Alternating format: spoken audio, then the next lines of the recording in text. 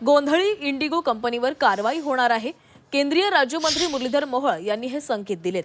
इंडिगोच्या सीईओंना DGCA कडून कारणे दाखवा नोटीस बजावली जाणार आहे। 4 सदस्यीय समिती हवाई गोंधळाची चौकशी करणार आहे। समितीच्या अहवालानंतर इंडिगोवर कारवाई करणार असल्याची माहिती केंद्रीय राज्यमंत्री मुरलीधर मोहोळ यांनी दिली आहे। विमान सेवा हळूहळू पूर्ववत होतीये, चूक केली म्हणून कारवाई करणार असंही मोहोळ यांनी सांगितलंय।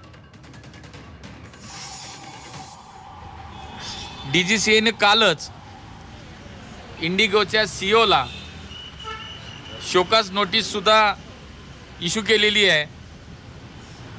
या सगळ्या काळामध्ये आपण पाहिलं की बाकी विमान सेवा ज्या पुरवणाऱ्या कंपन्यांचे आणि प्रवासाचे रेट वाढले, म्हणून ताबडतोब अंतरानुसार तिकिटांच्या किमतीवरती मर्यादा घालण्याचा एक आदेश सर्व विमान कंपन्यांना देण्यात आला।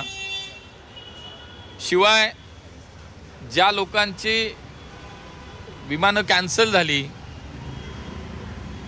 ज्यांना ठरलेल्या वेळेत सेवा मिळाली नाही, त्या सर्वांना without any cancellation fee charges न आकारता त्यांचे पैसे ताबडतोब परत देण्यात यावेत, ह्या सूचना देण्यात आल्या।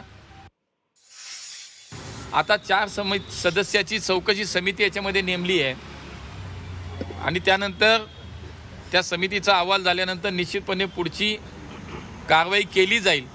आम्ही पहिल्या दिवसापासून सांगितलं की झालेला प्रकार हा अत्यंत बेजबाबदारपणाचा आहे।